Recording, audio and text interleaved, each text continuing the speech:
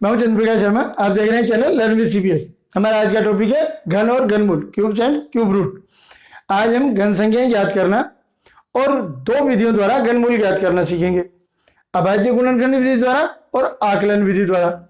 इसके अतिरिक्त किसी संख्या को किस सबसे छोटी संख्या से गुणा किया जाए कि वह घन संख्या बन जाए, या किस सबसे छोटी संख्या का भाग दिया जाए कि वह संख्या घन संख्या बन जाए, यह भी समझेंगे। किसी संख्या को 3 बार गुणा करने पर उसकी घन संख्या प्राप्त होती है। जैसे 6 को यदि हम 3 बार गुणा करेंगे तो हमें घन संख्या प्राप्त हुई 216। ये 6 की घन संख्या है। इसका घनमूल ज्ञात करेंगे तो घनमूल का चिन्ह होता है ये क्यूब रूट 216, यानी 216 का घनमूल ज्ञात करना है तो इसका घनमूल होगा 6। घन संख्या ज्ञात करना और उस संख्या का घनमूल ज्ञात करना एक दूसरे की विपरीत क्रियाएं हैं। किसी भी सम संख्या की घन संख्या भी सम संख्या होती है और किसी विषम संख्या की घन संख्या भी विषम संख्या ही होती है।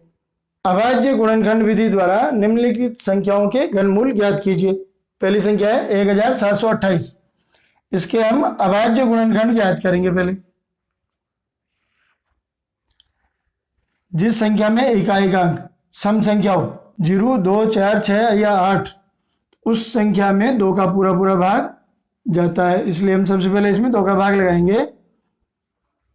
8, 6, 4, 864। इसमें भी एकाएक अंक 4 है, 2 का पूरा भाग लग जाएगा। 4, 3, 2, 432। इसमें 2 है, 2 का भी भाग लग जाएगा। 4, 216। फिर इसमें 2 का भाग ही लगाएंगे।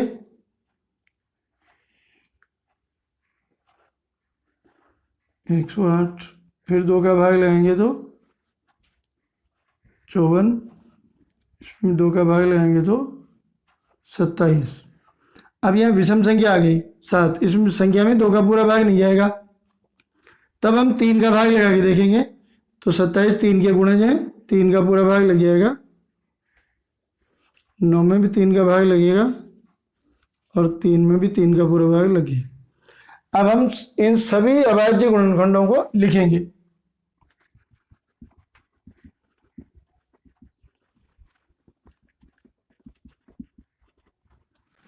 इन सभी अभाज्य गुणनखंडों को लिखने के बाद हम इनकी 3-3 की जोड़ियां बनाएंगे, युग्म। 3-3 संख्याओं के युग्म बनाएंगे। तो पहली 3 संख्याओं का युग्म, इसके बदले में हम एक संख्या लिखेंगे, 2 की जोड़ी बन गई, गुणा अगली 3 संख्याओं का युग्म, इसका 1 अंक लिख दिया, और अगली 3 संख्याओं का युग्म, इसका 1 अंक लिख दिया। अब इन तीनों को गुणा करेंगे। 2 दूनी 4, 4 तिये 12। ये घनमूल है।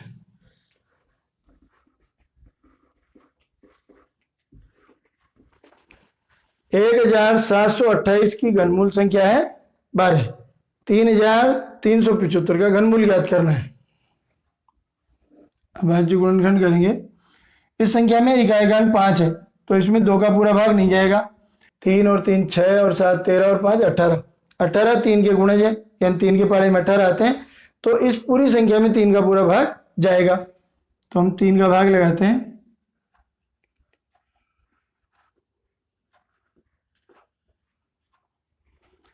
1125। इसमें भी 3 का पूरा भाग जाएगा। 1 1 2 2 4 5 9, तो 3 का पूरा भाग चले जाएगा।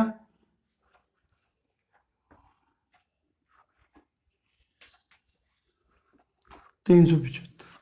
इसमें भी 3 का पूरा भाग जाएगा।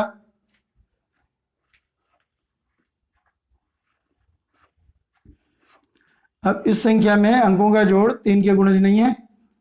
1 2 3 और 5 8, तो इसमें 3 का भाग नहीं जाएगा। अब 3 के बाद अगली अभाज्य संख्या होती है 5, तो इसमें 5 का पूरा भाग जाएगा। 5 की भाजकता का नियम है कि किसी संख्या में इकाई के स्थान पर 0 या 5 होने पर उस संख्या में 5 का पूरा भाग जाता है। तो इसमें 5 का भाग लगाएंगे 25। फिर इसमें 5 का भाग लगाएंगे तो 5, और 5 में 5 का भाग लगा 1। अब इन अभाज्य गुणनखंडों को हम लिखते हैं। 3 अंकों की जोड़ियां बनाएंगे, 3 का 1 और इन 5 की जोड़ी बन गई 3 गुणा 5 15, ये हुए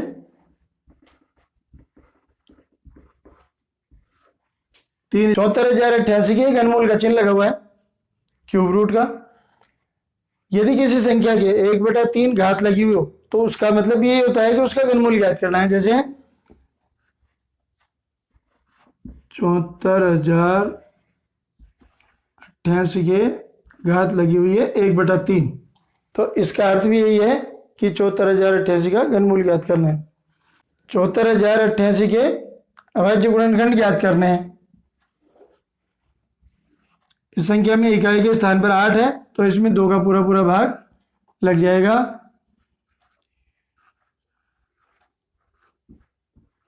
37,044। इसमें इकाई के स्थान पर 4 है तो इसमें भी 2 का पूरा भाग लग जाएगा।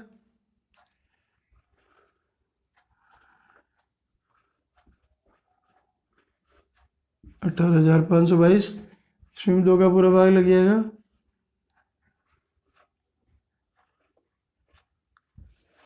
अब इकाई के स्थान पर 1 आ गया तो इस संख्या में 2 का पूरा भाग नहीं लगेगा, तो हम देखते हैं कि 3 का लगेगा कि नहीं।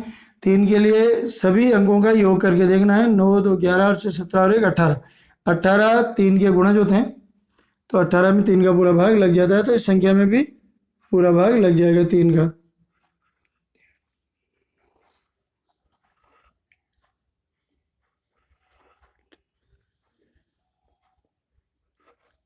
$3,087। इनका भी योग 18 है तो 3 का पूरा भाग लग जाएगा।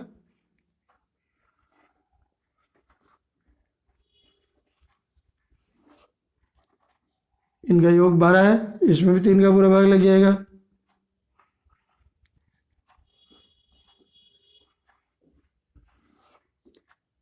अब इन अंकों का योग 10 हो गया, यानी इस संख्या में 3 का पूरा भाग नहीं जाएगा। इस संख्या में 3 के बाद अगली अभाज्य संख्या 5, 5 का भी पूरा भाग नहीं जाएगा। तो 5 के बाद अभाज्य संख्या है 7, इस संख्या में 7 का पूरा भाग जाएगा।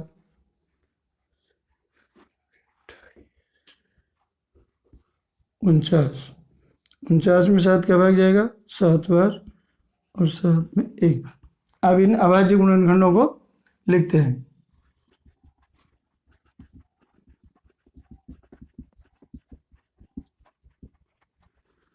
3 की युग्म बनाने, इन 3 अंकों की जोड़ियां बनानी है। 2 की जोड़ी के 2, ये 3 की जोड़ी के 3 और ये 7 की जोड़ी के 7। अब इनको गुणा करते हैं। 2 3 6 और 6 7 42। 74,088 का घनमूल है 42। अभाज्य गुणनखंड विधि द्वारा घनमूल ज्ञात करने के लिए अभाज्य गुणनखंड करना अच्छी तरह आना चाहिए। इस चैनल पर अभाज्य गुणनखंड और भाजकता के नियम दोनों के वीडियो बने हुए हैं, आप आई कार्ड और एंड स्क्रीन पर टच करके उनको देख सकते हैं। घनमूल ज्ञात करने की दूसरी विधि है आकलन या अनुमान विधि। ये सरल है, इसकी प्रक्रिया एक बार ध्यान से समझ लीजिए, बहुत आसानी से आप घनमूल ज्ञात कर सकेंगे। इसके पहले 2 चीजें हमको ध्यान से देखनी होगी, संख्या और उसकी घन संख्या 1 से 10 तक की। 1 की घन संख्या है 1, 2 की घन संख्या होती है 8, 3 की घन संख्या 27, 4 की 64, 5 की 125, 6 की घन संख्या 216, 7 की 343, 8 की 512, 9 की 729 और 10 की 1000। यानी 1 से लेकर 1000 तक की संख्याओं में सिर्फ 10 घन संख्याएं होती है, ये आपको याद रखनी है। संख्या के घात 3 का अर्थ है, जैसे 4 के घात 3 लगा हुआ है, इसका अर्थ है 4 को 3 बार गुणा करना है। 4 गुणा 4 गुणा 4, तो ये 64 हो जाएगी, ये घन संख्या बन गई। और इसका घनमूल ज्ञात करेंगे तो 4 आ जाएगा। एक दूसरी चीज, घन संख्या में इकाई का अंक और घनमूल में इकाई का अंक संबंध, वो भी ध्यान रखना है। किसी भी घन संख्या में इकाई का अंक 0 है तो घनमूल में भी इकाई का अंक जीरो ही होता है। घन संख्या में इकाई का अंक 1 होने पर घनमूल में भी 1 होता है। 4 होने पर 4, 5 होने पर 5 और 6 होने पर 6। इसके अलावा 2, 8, 3 या 7 अंक अगर किसी घन संख्या में इकाई के स्थान पर हैं तो घनमूल में इकाई का अंक उसका परम मित्र अंक होगा। अब परम मित्र अंक क्या होता है? जिन दो संख्याओं का योग 10 होता है वो दोनों संख्याएं आपस में परम मित्र अंक होते हैं। जैसे 2 का परम मित्र अंक 8, 8 का 2, 3 का 7 और 7 का 3, इन दोनों का योग 10 होता है। ये परम मित्र अंक होते हैं। तो घन संख्या में इकाई का अंक अगर 2 है तो घनमूल में इकाई का अंक 8 होता है, और घन संख्या में इकाई का अंक 8 है तो घनमूल में 2।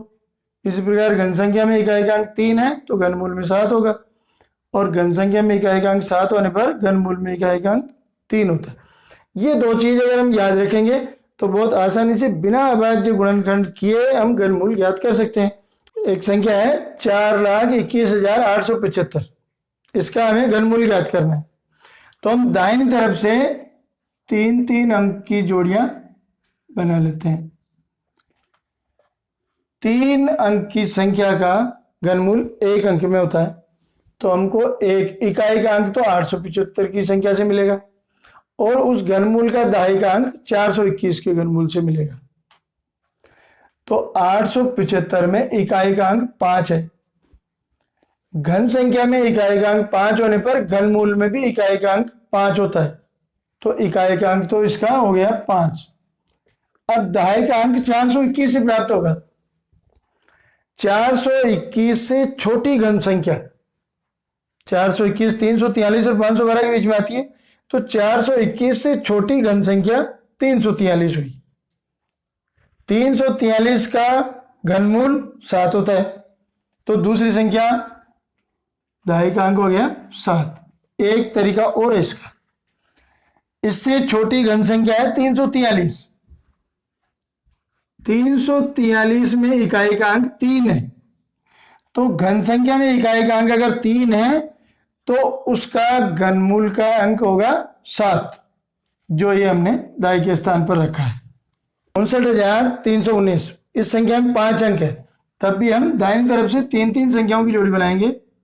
319 और ये 59, इसमें 2 अंक है। 319 में इकाई का अंक 9 है, तो इकाई का अंक 9 होने पर घनमूल में भी इकाई का अंक 9 ही होगा। अब दूसरा दहाई का अंक वो हमें 59 से प्राप्त करना है। 59 से छोटी घन संख्या 59, 27 और 64 के बीच की संख्या है, तो 59 से छोटी घन संख्या है 27, और 27 का घनमूल है 3, तो दहाई के स्थान पर आएंगे 3, और 27 में इकाई का अंक 7 है, तो इकाई का अंक 7 होने पर घनमूल का अंक होगा 3। इस तरह भी 3 ही आता है। ये संख्या है 2197, इसमें 4 ही अंक है, तब भी हमको 3-3 संख्याओं की जोड़ी बनानी है। पहले 3 संख्याओं से घनमूल का इकाई का अंक, और उसके बाद चौथी, 5वीं या 6ठी संख्या हो उससे दूसरा अंक। 6 से भी अधिक संख्या हो, 7 या 8, तो उसकी घनमूल में 3 अंक होंगे, यानी 3 अंक की संख्या में घनमूल का अंक 1 होता है। 197 में इकाई का अंक है 7, तो इकाई का अंक घन संख्या में इकाई का अंक 7 होने पर घनमूल का इकाई का अंक होगा 3। दूसरी जोड़ी 2 में से हमको दहाई का अंक बनाना है, तो 2 से छोटी घन संख्या, 2 से छोटी घन संख्या तो 1 ही है, और 1 का घनमूल भी 1 ही है, तो यहां आएगा 1, 13। अब संख्या है 91,125, 5 अंकों की संख्या है, तो 125 से 1 अंक लेना है और 91 से दूसरा अंक लेना है। 125 में इकाई का अंक 5 है, तो इकाई का अंक 5 होने पर घनमूल का इकाई का अंक भी 5 होगा। अब दहाई का अंक लेना है 91 से। 91 से छोटी घन संख्या, 91 से छोटी घन संख्या 64, 64 और 125 के बीच की संख्या है 91, तो 91 से छोटी घन संख्या हुई 64, 64 का घनमूल 4, ये हमारा दहाई का अंक है। 64 में इकाई का अंक 4 है, तो तो घन संख्या में इकाई का अंक 4 होने पर घनमूल में भी 4 ही होता है, तो वही 4 आया। 64,000 किसी भी संख्या में यदि अंत में शून्य है तो कम से कम 3 शून्य होना जरूरी है, तभी वो संख्या घन संख्या हो सकती है, वरना नहीं। 3 या 3 की गुण संख्या में, जैसे 3 शून्य या 6 शून्य या 9 शून्य होगा तो ही वो घन संख्या है। तो इसमें भी हम 3 और 2 5 अंक की संख्या है, तो 3 जीरो से इकाई का अंक हो गया 0। इसमें इकाई का अंक 0 है तो घनमूल में भी इकाई का अंक 0। अब 64 जो खुद ही अपने आप में घन संख्या है, तो इसका घनमूल हुआ 4, तो ये 4। 64,400 का घनमूल है 40।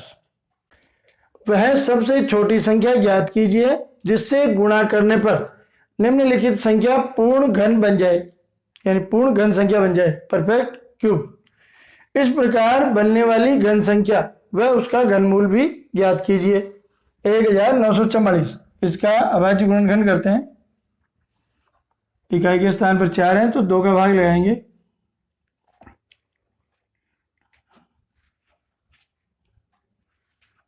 (972) इसमें भी 2 का भाग लगाएंगे। 486 फिर 2 का भाग लगाएंगे। 243 इसमें इकाई के स्थान पर 3 आ गए तो अब 2 का पूरा भाग नहीं लगेगा, 9। इसके अंकों का योग 9 है तो 3 का भाग लग जाएगा। इसमें भी 3 का भाग लग जाएगा, इसमें भी 3 का भाग लगेगा 9, इसमें भी 3 का भाग लगेगा और इसमें भी 3 का भाग। अब इन अभाज्य गुणनखंडों को लिखते हैं।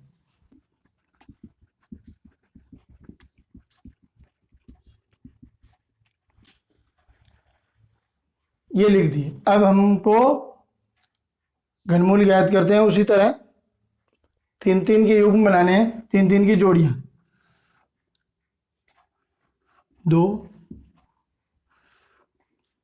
3 इसकी जोड़ी नहीं बनी, इसमें 3 2 ही बार रह गए, एक बार 3 और होते तब इसकी जोड़ी पूरी होती।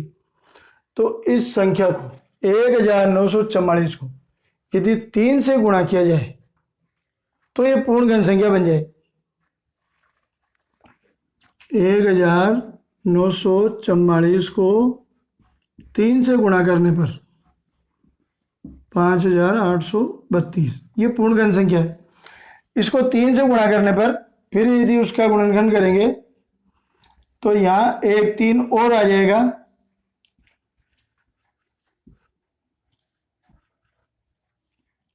तब इसका घनमूल होगा 2 तिया 6, 6 तिया 18।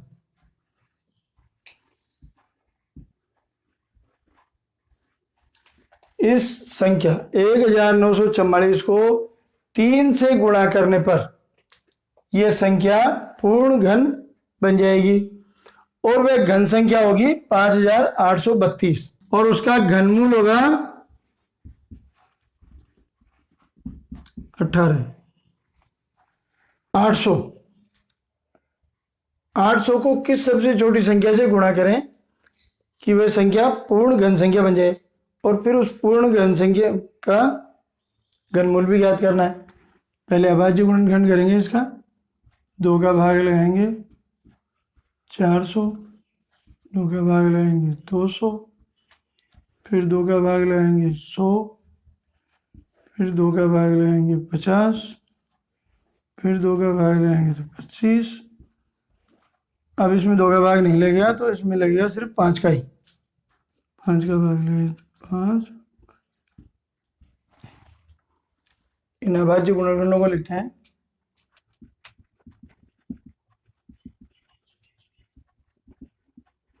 इसकी हम 3-3 की जोड़ियां बनाएंगे। इसकी भी जोड़ी नहीं बनी, इसकी भी जोड़ी नहीं बनी। इस जोड़ी में 1 2 कम है और इस जोड़ी में 1 5 कम है, तो 2 गुणा 5 बराबर 10। 1 2 और 1 5, 2 गुणा 5 यानी 10। इस संख्या को 10 से गुणा करने पर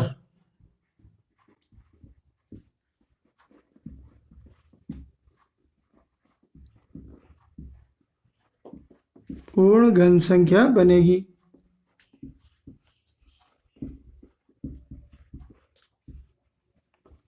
अब 800 को 10 से गुणा करेंगे,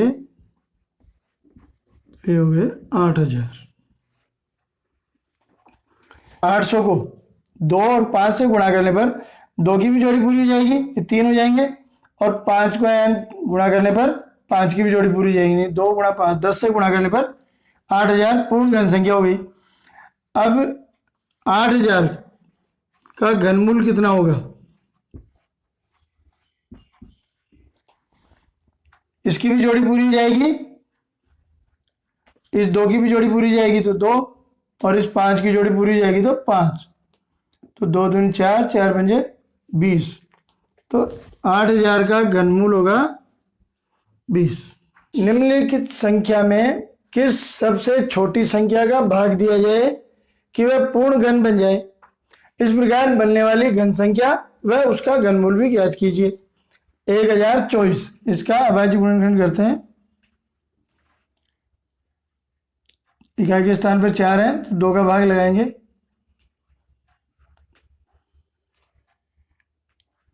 512, फिर 2 का भाग लगाएंगे,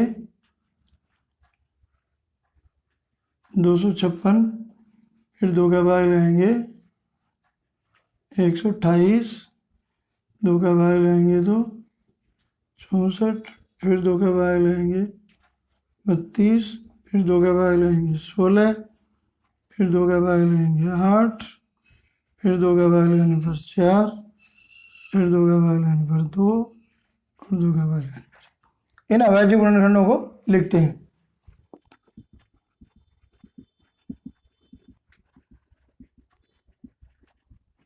अब इनके 3-3 के युग्म बनाएंगे, जोड़ियां। 2, इस जोड़ी के 2, इस जोड़ी के भी 2, ये 1 2 अयुग्मित रह गया। 2 का भाग लगाने पर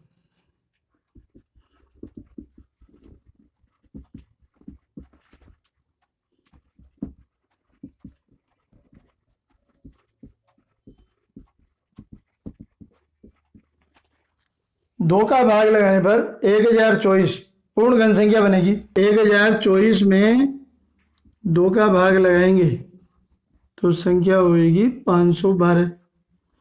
2 का भाग लगाने पर ये 2 गायब हो जाएंगे। 512 का अगर अभाज्य गुणनखंड करेंगे इस तरह तो ये 2 कम हो जाएंगे, तब हमारे को घनमूल के लिए संख्याएं ये प्राप्त होगी। 2 गुणा 2 गुणा 2, 2 दूनी 4, 4 दूनी 8। तो इस 512 जो संख्या बनी 2 का भाग लगाने पर इसका घनमूल होगा 8। 648 में किस सबसे छोटी संख्या का भाग दिया जाए कि ये संख्या पूर्ण घन बन जाए और उसका घनमूल भी ज्ञात करना है? तो पहले इसका अभाज्य गुणनखंड ज्ञात करते हैं। 2 का भाग लगाएंगे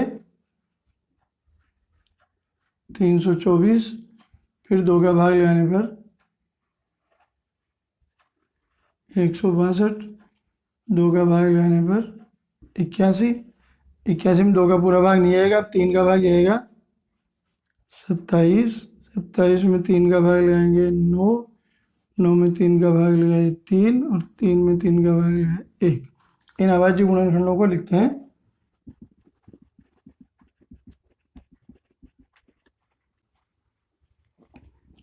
इसमें 3-3 की जोड़ियां बनाने पर 2 की जोड़ी बन गई, 3 की जोड़ी बन गई, और ये 3 ये अयुग्मित रह गया।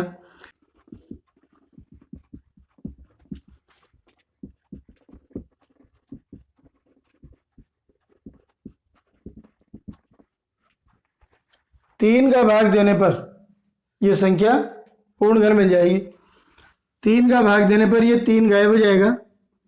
648 में यदि 3 का भाग लगाएंगे 216, और 216 का घनमूल होगा इन जोड़ियों का। 2 की जोड़ी का 1 2, और 3 की जोड़ी का 3, 3 दूनी 6। तो 216 का घनमूल हुआ 6।